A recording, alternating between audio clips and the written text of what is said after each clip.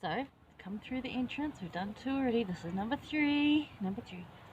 Um, so this is actually probably the what I would call the Chinese garden. Though there's another culprit up there, and we'll go up there in a minute. But this is really pretty. And in summer, it's gorgeous and quite hot because it sort of seems to attract all the heat and pull it down. So during summer, quite the hot spot to be. In many ways, uh, lovely for taking wedding photos in sort of autumn, just coming end of summer. It's all hanging vines that hang from that bridge over there, and the wedding photos just look stunning. Cool little bridge over there too. But I'll take a photo of it, and I'll put photos up as well. So, and you can see the same family still watching me from over there. I think I'm really strange. You're probably right. Okay, so we're over into Alma 48 now. Again, remember there's a lot here, and I've just picked 5 scriptures this week. So, really do though, go and look at the other scriptures because there's so much to read and so much to learn around the way people deceive you, the way Satan will attack you, how to defend that, how to protect yourself, how to put up fortifications, how to strengthen your weak places. Really good life lessons, especially for the invisible wars we seem to be fighting today, and the wars that aren't necessarily with sword and shields and stuff like that. They're more verbal or against diseases or just against people that undermine us, like secretly, really. A lot of sort of secret combination-y stuff going on, so we need protection. So it's some really good ways to sort of, go back to that chainmail that we're talking about, and to really protect ourselves. And there's some really good stuff you can learn about how to recognize these things and how to counteract them, how to be strong in the midst of all of them, which will lead into our next one. Anyway, so we're in 48. Now, this is Moroni preparing to defend the cause of the Christians. So we've just covered what Christians were. And he's rejoicing in liberty and freedom. And he's a mighty man of God. Now, remember, he's just a man. And in verse 11 through 17, 18? 17. It kind of describes Moroni, Captain Moroni, this is. Gives, like, the way he was, not just his physical stature, but his spiritual stature.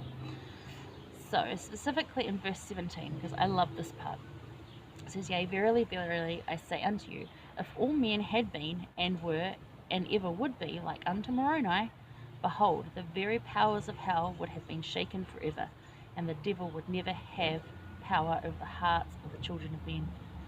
And I was like, isn't that cool? By the way, just before we carry on, there's beautiful, I think they're camellias or something in trees up there. They smell amazing.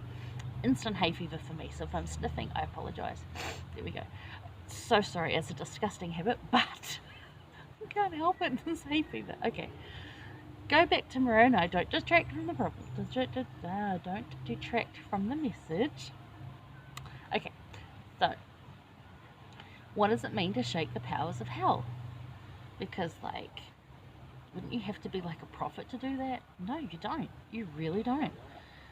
It's not about that. So the greatness of Moroni described, as I said, in 11 to 18, and his attributes and spiritual power are those that will bind Satan during the millennium. And you can look in 1 Nephi 2:26 to cross-reference that one. So I can't physically be like Moroni. For one, he's a guy and I'm not. 2, he's really tall and physically fit, and I'm not. He's got a lot of things about him that I am not, and I will probably never be, as much as I try to. However, I can strive to be like him in spirituality and mentally. I can be mentally strong like he was, and savvy and smart, thinking how best to defend myself, how best to prepare for what's coming, and we can learn from that, right?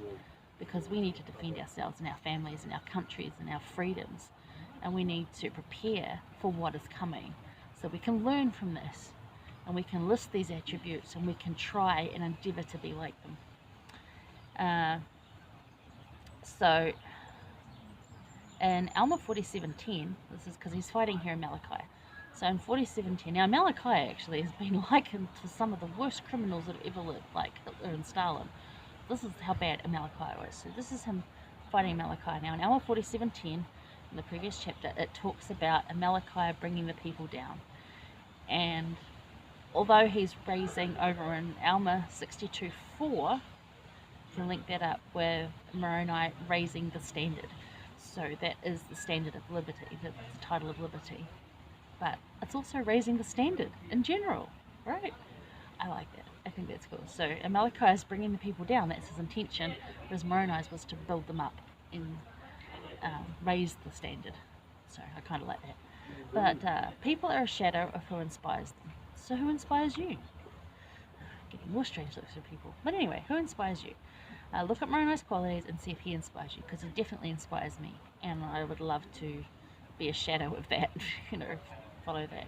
So uplift and strengthen others. This is the shaking the powers of hell. But this is what actually shakes the powers of hell. Is to uplift and strengthen others. Lift where you stand. That's one we hear a lot. Daily acts that create that chainmail spiritual armor will shake the powers of hell. So, in creating our own protection in that chainmail spiritual armor, that's what actually shakes the powers of hell. It's us uplifting others, not just ourselves, so that Satan has no hold on them either. That's what annoys Satan so much. Again, while he's probably attacking you because you're strong. Okay, so that's that one. And there's just some really good stuff. Like, I like in 48 verses 8 and 9, talks about like what is their weakest fortification, and they put the greatest like strength, like work into that place.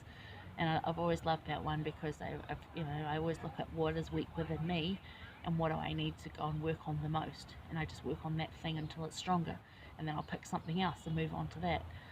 So if like doing come follow me is a weak thing for you, work on making that stronger, and then you can move on to making something else stronger. Dave did that, my husband, he did that. Come follow me and reading Book of Mormon was a weak place for him, and he's made it stronger, and it has greatly blessed his life, and I know it'll bless yours too. And there's many ways to do this, so give that a shot.